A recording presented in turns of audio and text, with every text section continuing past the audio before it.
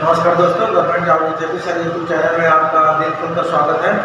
और हमेशा की तरह दोस्तों आप लोग रूबरू हो रहे हैं अपने चेयरपर्सन दोस्त मेंटर एवं एजुकेटर एपी सर के साथ।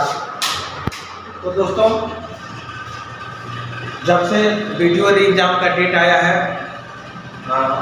स्टूडेंट्स जो भी हैं जो पहले की वीडियो एग्जाम की डेट की प्रतीक्षा कर रहे थे, और जैसा कि मैंने डेट आने के पहले ही आप लोगों से रिक्वेस्ट और सजेस्ट दोनों किया था कि दोस्तों वीडियो एग्ज़ाम जो है, जैसा कि मैंने बताया था 18 जून के आसपास या उसके 15-20 दिन, एक महीना आगे पीछे, लेकिन ये ज़रूर कहा था कि आपका जून से जुलाई लेकर 15 जून से लेकर के 15 जुलाई के बीच आपका जो है वीडियो एग्ज़ाम जरूर हो जाएगा।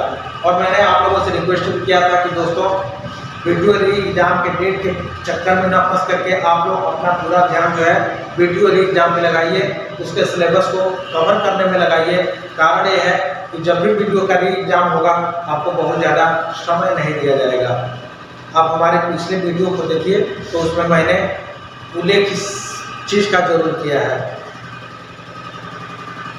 दोस्तों, चूँकि वीडियो एग्जाम लगभग 4.5 साल बाद होने जा रहा है, क्योंकि इसका जो एग्ज़ाम हुआ था दिसंबर 2018 में हुआ था 2 दिन।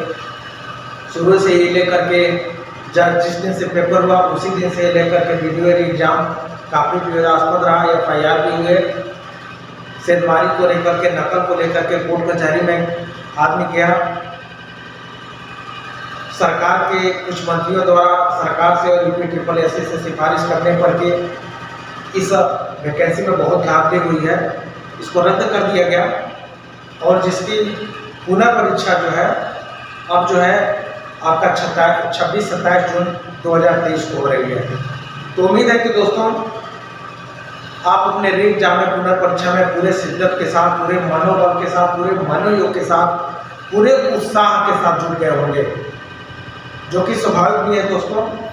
दोस्तों जैसे कि मैंने पिछले ही वीडियो में बता दिया था कि ये जो है री एग्जाम कई दृष्टि से बहुत ही इम्पोर्टेंट है। इम्पोर्टेंट ये है कि ये वीडियो री एग्जाम आप लोगों के लिए एक अंतिम अवसर होगा जो कि पेट से मुक्त है। मतलब उस समय जो भी हमारे स्टूडेंट्स योग्य थे, फॉर्म अप्लाई किए थे, उन सबको परीक्षा देने का फिर से मौका मिलेगा। ये आपकी इच्छा पर निर्भर करता है कि आप पुनः परीक्षा में बैठ रहे कि नहीं। फिलहाल जिन्होंने भी फॉर्म भरा था और उस समय उनका एडमिट कार्ड इशू हुआ था, तो निश्चित रूप से इस बार भी उनके लिए एडमिट कार्ड इशू होंगे। अब उससे दोस्तों हम लोग आगे बढ़ते हैं। ये परीक्षा कुछ अन्य मामलों में भी इम्पोर्टेंट है।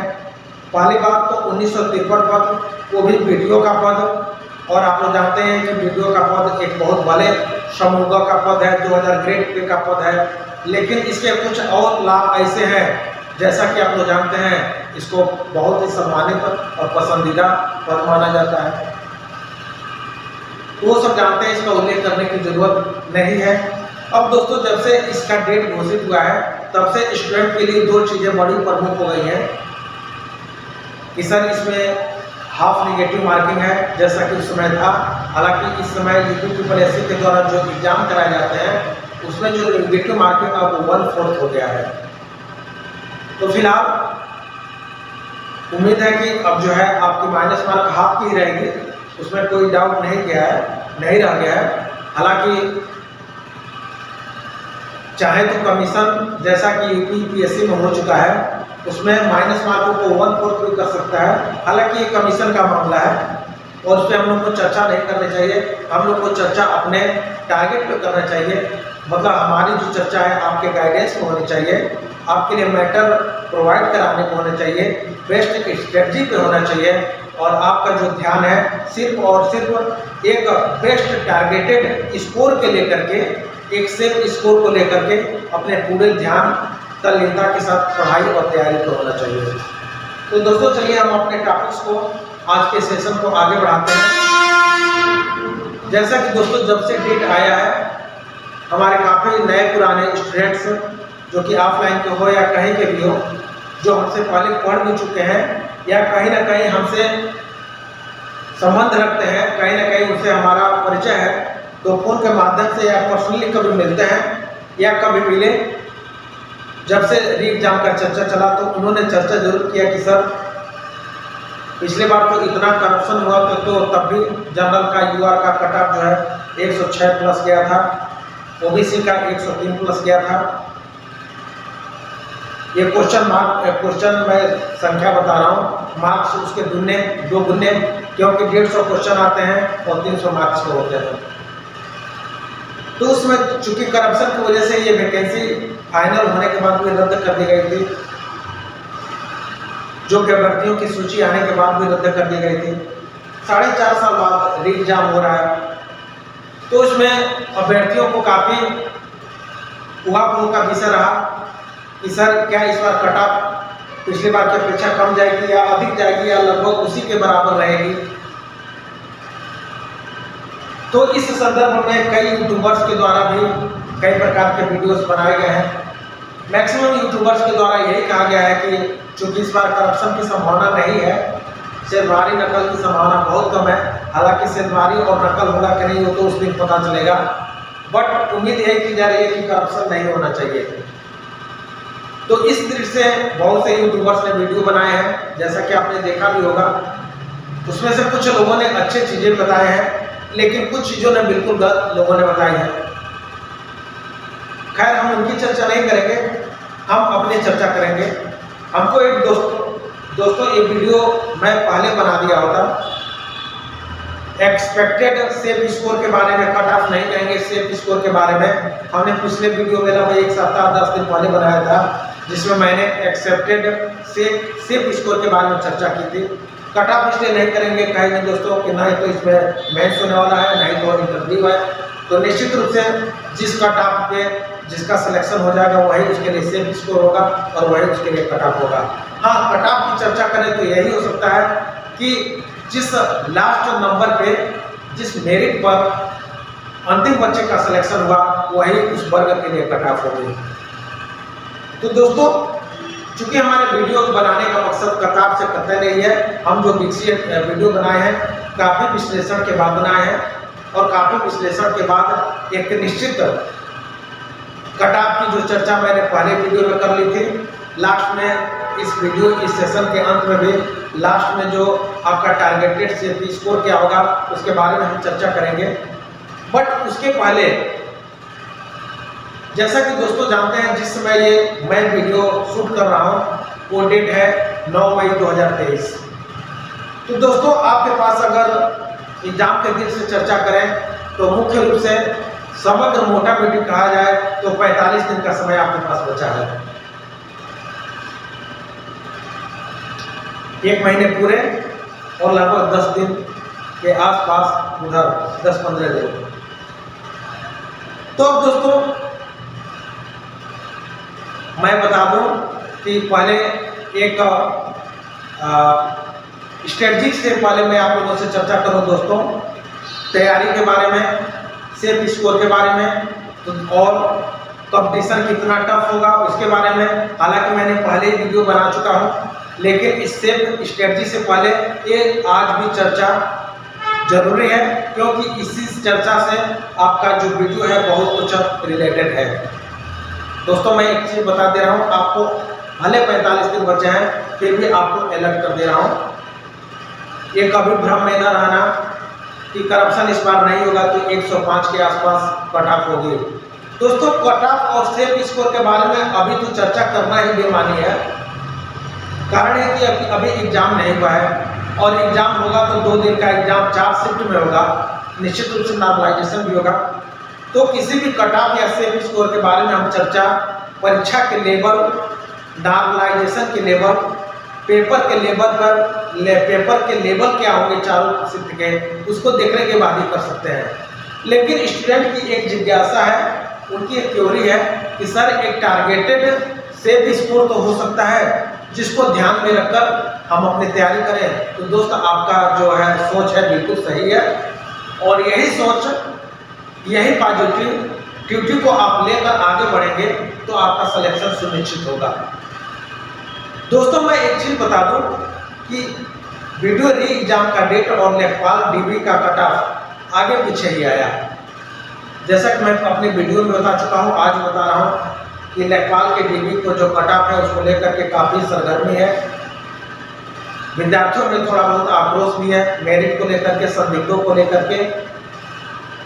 तो कहीं ना कहीं दोस्त उस कट ऑफ से ये वीडियो भी प्रभावित है। और वीडियो कट ऑफ से क्या प्रभावित है, ये जो आपका लेखपाल का डीबी के लिए कट ऑफ आया है उससे हमें बहुत कुछ सीखना है, उसको हमें पॉजिटिव के रूप में लेना है। पॉजिटिव के रूप में दोस्तों ये लेना है कि हमें ये 45 दिन की अपनी तैयारी ऐसी करनी है। 45 दिन के लिए एनफ है दोस्तों।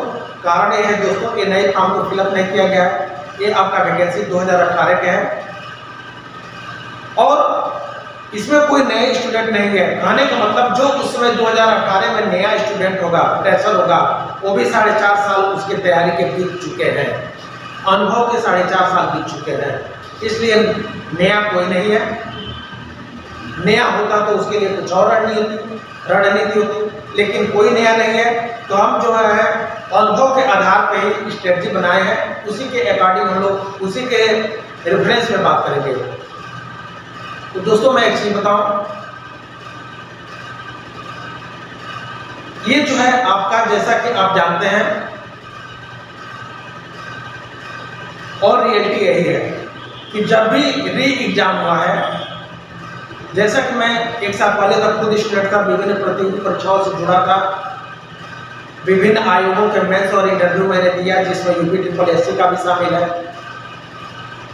तो दोस्तों इस UPSSC के एग्जाम या UPSSC के एग्जाम हो, जब भी ये एग्जाम हुआ है तो मेरा अनुभव रहा है कि कट ऑफ सामान्यतः अगर सारे पद एग्जीक्यूटिव के हैं तो उसमें कट ऑफ ज़्यादा गया है। कहने का मतलब हमारे मकसद यही है दोस्तों, आप लोग समझदार हैं। जैसे कि बहुत से यूट्यूबर्स अपने वीडियो बनाए हैं, उन्होंने कहा है कि 105 प्लस भी कर लेंगे अनरिजर्व में तो आपका सिलेक्शन हो जाएगा इस बार, और कैटेगरी के अनुसार उससे कम पर भी सिलेक्शन हो जाएगा। दोस्तों मैं आपको कतई इस भ्रम में नहीं रखना चाहता हूँ। ये तो क्लियर तब होगा जब पेपर हो जाएगा कि कट ऑफ क्या रहेगी, सेफ स्कोर क्या होगा। लेकिन अगर आज के संदर्भ में, पिछले पेपर के संदर्भ में हम विचार करें दोस्तों, और करप्शन के संदर्भ में विचार करें तो दोस्तों करप्शन नहीं भी होती है, री एग्जाम है। और अगर हम पिछले पेपर का विश्लेषण करें तो दोस्तों मैं एक चीज़ बता दे रहा हूँ, वैकेंसी बहुत ज़्यादा है नहीं, मेंस इसमें है नहीं, कोई दूसरा एग्जाम है नहीं, दूसरा इसमें कोई इंटरव्यू है नहीं, केवल 1953 पद है, उसमें भी कैटेगरी वाइज विभाजित हो गया है। तो दोस्तों मैं आपको बता दे रहा हूँ कि इसकी जो मेरिट है, किसी भी तरह से आप जो है अपने भ्रम में मत पालिएगा कि 105 के प्लस कर देने से आपका सिलेक्शन हो जाएगा, ऐसा कतई नहीं होने वाला है। आपका जो सिलेक्शन है, आप अपना टारगेटेड स्कोर है, हमेशा अगर आपको सिलेक्शन लेना है, इस वीडियो के एग्जाम में सिलेक्ट होना है, तो आपका जो टारगेटेड स्कोर है 115 प्लस होना ही चाहिए। जैसा कि मैंने आपके बोर्ड पे लिख भी दिया है कि हाफ के नेगेटिव मार्क्स के बाद भी आपका जो टारगेटेड स्कोर है 115 प्लस होना चाहिए। हालांकि ये पेपर के लेवल पे निर्भर करेगा कि वास्तव में कट ऑफ क्या जाएगी, आपका सेफ स्कोर क्या होगा। बट अगर आप चाहते हैं कि आपका सिलेक्शन हर हालत में हो, चाहे पेपर का लेवल कैसे हो, आप हर तरह से सुरक्षित हो, चाहे करप्शन हो या ना हो, तो आप दोस्तों मैं आपके लिए भले के लिए बता दे रहा हूँ, आपको बाद में खुद महसूस भी होगा कि 115 प्लस के लेकर के तैयारी कीजिए, जो कि संभव भी है। ऐसा कि नहीं है कि मैं असंभव टारगेट दे रहा हूँ, बिल्कुल संभव है। आपको मैं 150 क्वेश्चन में से 115 क्वेश्चन का टारगेट दे रहा हूँ, और आप इस 45 दिन का जो समय है इसमें भी टारगेट लेकर के चलेंगे तो बिल्कुल संभव है। आप खुद महसूस कीजिएगा, वीडियो देखने के बाद एनालाइज कीजिएगा, तो आपको लगेगा कि हाँ जो एपी सर बता रहे हैं बिल्कुल सही बता रहे हैं। ये मैं हर तरह से आपको सुरक्षित करने के लिए और निश्चित रूप से वीडियो बनने के लिए एक टारगेटेड से इसको बता रहा हूँ। बाकी क्या वास्तविक होगा वो तो एग्जाम के बाद पता चलेगा, पेपर के बाद पता चलेगा। अब दोस्तों इंपॉर्टेंट ये है कि क्या हम स्ट्रेटजी बनाएं, एक ऐसी अचूक रणनीति क्या बनाएं कि हमारा हर हालत में सिलेक्शन हो और इस टारगेट को प्राप्त करने 115 प्लस के टारगेट को प्राप्त कर लें।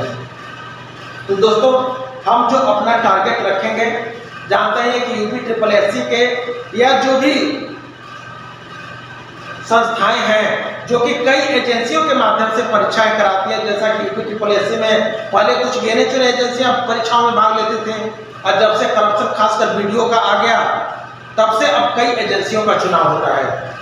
कोई परीक्षा कराता है, कोई पेपर बनाता है, कोई पेपर का मूल्यांकन करता है, कोई फाइनल रिजल्ट तैयार करता है, भिन्न भिन्न बातें आप जानते हैं, इसमें कुछ कहने की जरूरत नहीं है।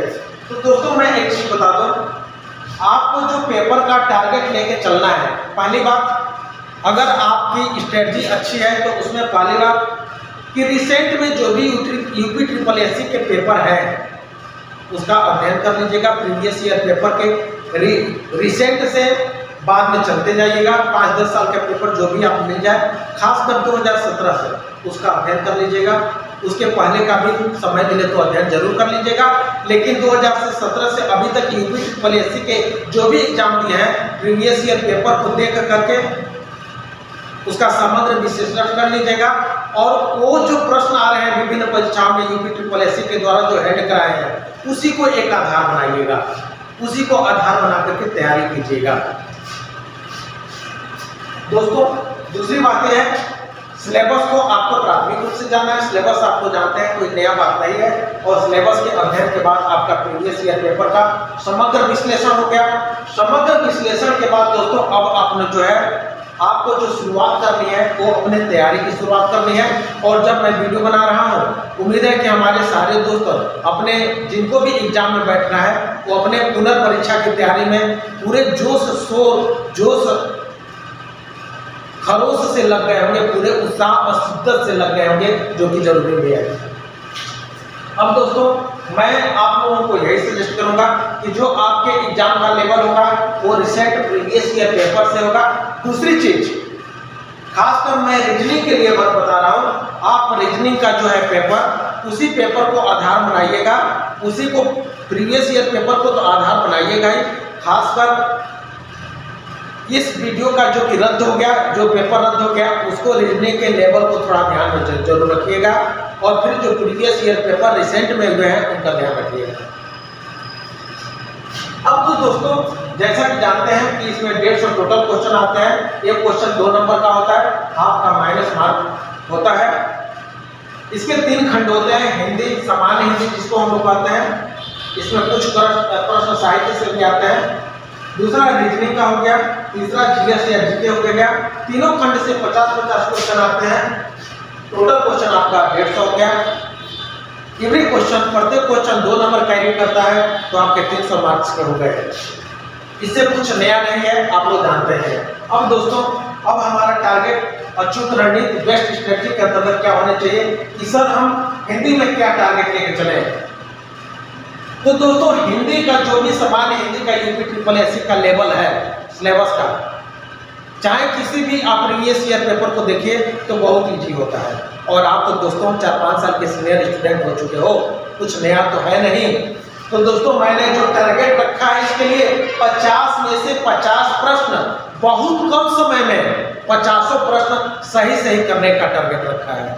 वो 48 भी हो सकता है, 49 भी हो सकता है, बट आपका जो टारगेट है वो 50 का ही होना चाहिए, जो कि बिल्कुल संभव और इजीली टारगेटेड है। आप बहुत आराम से, इसके बारे में कुछ बताने की जरूरत है नहीं, आपको बहुत अनुभव रहा है। चाहे वो UPSSC के अभ्यर्थी जो हो, चाहे वो वनडे के अभ्यर्थी हो या सिविल सर्विसेज के अभ्यर्थी हो, चाहे SSC पुलिस के हो या किसी भी एग्जाम के हो या सिविल सर्विसेज के हो, आप लोग जानते हैं कि हिंदी कैसे पूछा जाता है। अगर पिछले प्रीवियस पेपर को देखा जाए, उनके पैटर्न को, लेवल को देखा जाए, तो 50 में से 50 क्वेश्चन किया जा सकता है और वो 48 से 50 हो सकता है। 2 क्वेश्चन आगे पीछे कोई बहुत बड़ी इशू नहीं है, बट आपकी टारगेट होना चाहिए कि हर हाल में 45 प्लस करना है। इससे नीचे अगर आप कर रहे हैं हिंदी में, अगर बहुत टफ पेपर आ गया तो वो दूसरी बात है, लेकिन अगर जब सामान्य पेपर आता है और उसमें आप 45 से नीचे करें तो समझ लीजिए कहीं ना कहीं आप टेंशन में आ रहे हैं, कहीं ना कहीं आपका सिलेक्शन प्रभावित होता दिख रहा है नेगेटिविटी में। दूसरा तो है रीजनिंग के, इसमें भी दोस्तों 50 प्रश्न आते हैं। और अगर रीजनिंग के पिछले पेपर का जो कि वीडियो का री एग्जाम हुआ था उसका विश्लेषण करें, उसको आधार मान के चले, तो दोस्तों जैसा जानते हैं कि रीजनिंग का पेपर काफी कुछ टफ आया था। तो टफ जरूर आया था, बहुत स्टैंडर्ड पेपर था, लेकिन उसी को आधार बना करके हमें रीजनिंग की तैयारी करनी है। रीजनिंग में कुछ नया नहीं होता है, कुछ जानते नहीं है। आप लोग 4.5 वर्ष के पहले के सीनियर स्टूडेंट हो तो मैक्सिमम विभिन्न परीक्षाओं को लेकर के आपका रीजनिंग तैयारी हो गया होगा। बशर्ते कीजिए क्या कि जो वीडियो एग्जाम रद्द हो गया था उस पेपर को आधार मान करके अपने तैयारी को कीजिए। और तैयारी से करने के क्या है, इधर रिसेंट के जो प्रीवियस ईयर पेपर है उसका अध्ययन कीजिए। और रीजनिंग में सीधी सी फंडा होती है, मैं पढ़ाता हूँ आप पढ़ते हैं, सीधा सा फंडा होता है कि रीजनिंग में जितना ज़्यादा प्रैक्टिस कीजिए उतना ही अच्छा होता है, क्योंकि इसमें जीएस जीके हिंदी की तरह रखना कुछ नहीं होता है, पढ़ना बहुत कुछ नहीं होता है, मैथ की तरह भी बहुत कुछ पढ़ना नहीं होता है। एक बार पढ़ लिए तैयार हो गया, उसके बेस ट्रिक को आप जान लिए तो कहीं कुछ नहीं करना है, केवल ज़्यादा से ज़्यादा प्रैक्टिस करना है। और आप भी रीजनिंग में इस समय खूब ज़्यादा से ज़्यादा प्रैक्टिस कीजिए।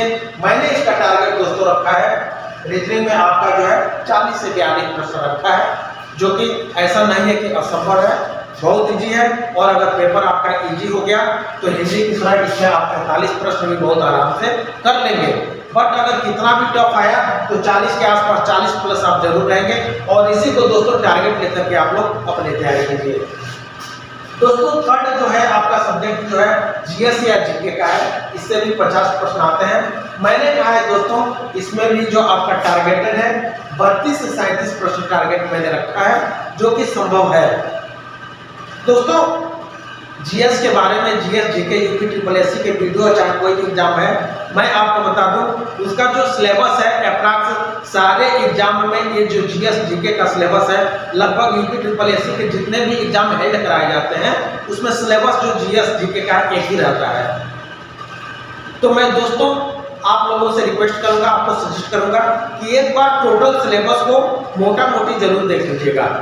लेकिन यहाँ आपका ध्यान मैं आकृष्ट कराना चाहूंगा कि यूपी ट्रिपल एससी में जो जीएस जीके का पेपर है उसमें यूपी ट्रिपल एससी की सामान्यतः कार्य कहें कि रिसेंट पेपर को देखे जाए तो एक परंपरा रही है कि वो सारे टॉपिक्स को नहीं टच करता है, उसमें गिने चुने टॉपिक्स को ही टच करता है। तो प्रीवियस ईयर पेपर को देख करके, उस समय का जो वीडियो एग्जाम रद्द हुआ था उसके पेपर को देख करके, चूंकि ऑफलाइन एग्जाम है आराम से पेपर भी उपलब्ध हो जाएंगे, तो उसी को टारगेट करके आप जो है जीएस और जीके की तैयारी कीजिएगा। मैंने भी इसके लिए जो टारगेट बहुत ज़्यादा नहीं रखा है, बहुत सामान्य टारगेट रखा है 32 से 37 प्रश्न। इसको इजिली टारगेट भी किया जा सकता है। दोस्तों होता क्या है, चूंकि इसकी एक निश्चित कोई एजेंसी होती नहीं है, विभिन्न एजेंसियों का इसमें समावेश है, तो उनका जो पेपर बनाने का पैटर्न थोड़ा उथल पुथल वाला होता है। इसके बावजूद भी मैं आप लोगों से यही कहूँगा, जीएस के लिए कोई स्ट्रेस टेंशन मत रहिएगा। एक जो आपकी सामान्य एग्जाम के लिए तैयारी होती है उसी तैयारी को, उसी लेवल को आप अपना बनाए रखिएगा। रिसेंट पेपर को और उस समय के वीडियो को पेपर देखने के बाद ये पता कर लीजिएगा, एक अनुमान लगा लीजिएगा कि किस टॉपिक से यूपी ट्रिपल एससी में ज़्यादा क्वेश्चन पूछे जाते हैं, उस पर आप मुख्य रूप से फोकस कीजिएगा। अब जीएस जीके के पेपर में भी दोस्तों एक टॉपिक आता है कि सर करंट अफेयर्स या समसामयिक कितने समय का पढ़े। तो दोस्तों एक चीज़ बता दे रहे हैं, जो इसमें करंट अफेयर्स से 5-7 क्वेश्चन लगभग पूछे जाते हैं, उसके लिए बेहतर यही होगा कि आप पिछले 6 महीने का किसी भी विश्वसनीय से मेरा दोस्त मतलब यह है कि मैं किसी पब्लिशर का सपोर्ट नहीं कर रहा हूँ, किसी की सिफारिश नहीं कर रहा हूँ, लेकिन जो मेरी धारणा है, जो मैं स्टूडेंट लाइफ में था, प्रतियोगी परीक्षाओं से जुड़ा था, तो मेरा यही अनुभव है कि जो करंट अफेयर्स के लिए जो सबसे विश्वसनीय मैटर है, जो कि 6 महीने 1 साल में इलाहाबाद द्वारा प्रकाशित होते हैं, वो घटनासार और घटना चक्र के मैटर है। तो दोस्तों उस समय मतलब आजकल में अगर आपको पिछले 6 महीने का 1 साल का घटनासार का बुकलेट मिल जाता है, तो मैं आप लोगों से यही कहूँगा उसका मोटा मोटी आप लोग है एक समग्र अवलोकन जरूर कर लीजिएगा। बट दोस्तों मैं फिर से क्लियर करूं कि नहीं तो मैं घटना चक्र का और नहीं तो घटना सार का मैं किसी भी पब्लिशर से जुड़ा हुआ नहीं हूं। मैं ये जो आपको रिकमेंड कर रहा हूं अपने अनुभव के आधार पर कर रहा हूं, क्योंकि जैसा कि आप लोग जानते हैं मैं भी आपकी तरह प्रतियोगी छात्र हूं। ISPCS का मेंस और इंटरव्यू दिया हूं, खुद UPSSC का मेंस और इंटरव्यू दिया हूं, तो मैंने अपने अनुभव के आधार पर बताया है। और इसके बावजूद भी मार्केट में बहुत कुछ आती है, स्पीडी आता है, दर्पण आता है, क्रॉनिकल आता है, बहुत कुछ। लेकिन मैंने कहा कि ये जो 6 महीने का गोल है आपका काफी कम समय में आपका बेहतर तैयारी हो जाती है। और सबसे बड़ी बात है कि ये दोनों पब्लिशर के जो निकलते हैं बुकलेट करेंट अफेयर्स के संदर्भ में गलतियां बहुत रेयर होती हैं और मैटर की क्वालिटी बहुत अच्छी होती है। इसलिए मैंने व्यक्तिगत स्तर पर सिफारिश की, उनसे हमें कोई लाभ नहीं मिलता है, कोई हमारी उनसे स्पॉन्सरशिप नहीं है। और दोस्तों करंट अफेयर्स के संदर्भ में आपको एक और चीज अवगत करा दूं कि करंट अफेयर्स के पीछे बहुत ज्यादा मत भागना, क्योंकि इसमें मुश्किल से 5, 7, 8 क्वेश्चन पूछे जाएंगे। कुछ क्वेश्चन लगभग आधे क्वेश्चन तो ऐसे होंगे कि जो कि इजिली अगर आप करंट अफेयर्स का समग्र अवलोकन कर लेते हैं तो मिल जाएंगे। लेकिन हर बार क्वेश्चन UPSSC के जो एग्जाम होते हैं दोस्तों, उसमें कुछ क्वेश्चन ऐसे होते हैं जो बिना सीन पैर के होते हैं, जिनका कुछ स्टैंडर्ड नहीं होता है, लेवल नहीं होता है। तो ऐसे टाइप क्वेश्चन के लिए आप उनके पीछे मत भागिएगा। आप अपना पूरा ध्यान जो है रीजनिंग, हिंदी और GS के समग्र विश्लेषण पे लगाइए। क्योंकि आप पुराने स्टूडेंट्स रहे हैं, मैंने जो स्ट्रेटजी बताया उसी के संदर्भ में अपना जो है पूरा ध्यान लगाइए।